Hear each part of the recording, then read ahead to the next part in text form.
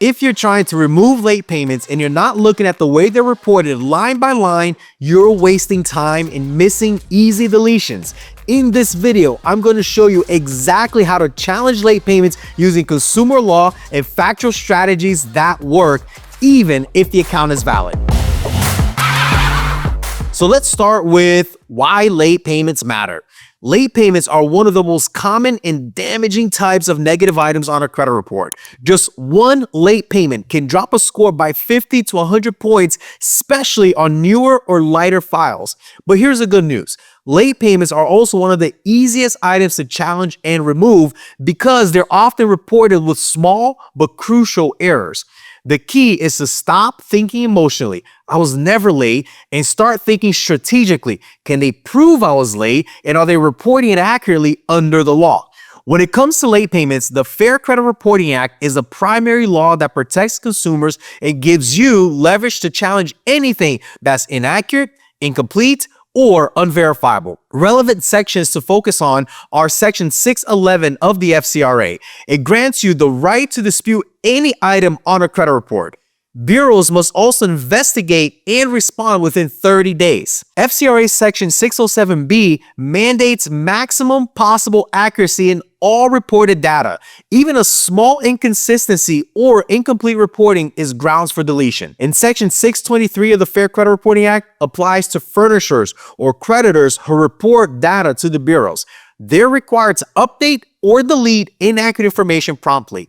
Your goal isn't to beg for forgiveness. Your goal is to examine the reporting for errors and force correction or deletion using the law. So let's talk about the most common reporting errors for late payments. Late payments can contain technical violations that most people and even credit repair companies miss. These are the key areas to audit. First, missing or incomplete dates. Every late payment must be tied to a specific due date and delinquency date. If the payment history just says 30 days late with no actual date attached, that's a dispute point. Second, inaccurate payment history grid.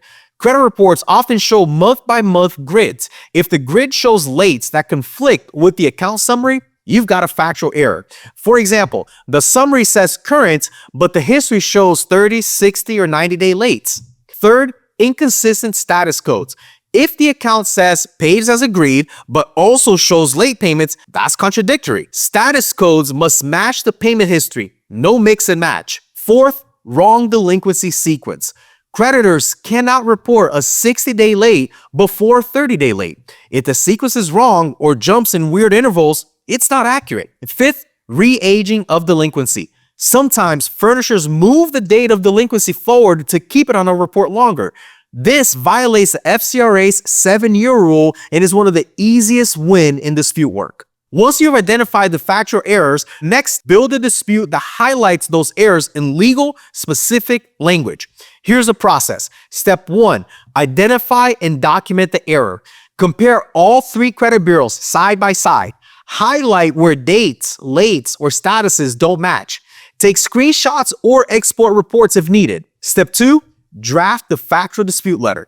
Your language needs to be assertive and specific, not vague or emotional. For example, this account shows a 90-day late in April of 2025, but the prior months do not reflect the 30 or 60-day late. This is a violation of Metro 2 reporting standards and is factually incorrect. You can also say, the status of this account is marked as paid as agreed while showing multiple late payments. This is contradictory and must be corrected or removed under FCRA Section 607B. Another option is the payment history grid does not match the reported status. This renders the information inaccurate under Section 623. Step 3, send to each bureau reporting the error. Dispute directly with each bureau reporting the late payment.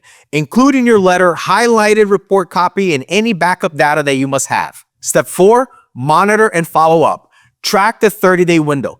If the account is updated with corrected information, review it again. If errors persist, escalate with stronger legal citations. If no change is made and the errors still remain, you now have documentation to pursue a complaint or further legal action. If your factual dispute doesn't result in a correction or deletion, don't stop. Most credit bureaus and furnishers assume that consumers won't follow through.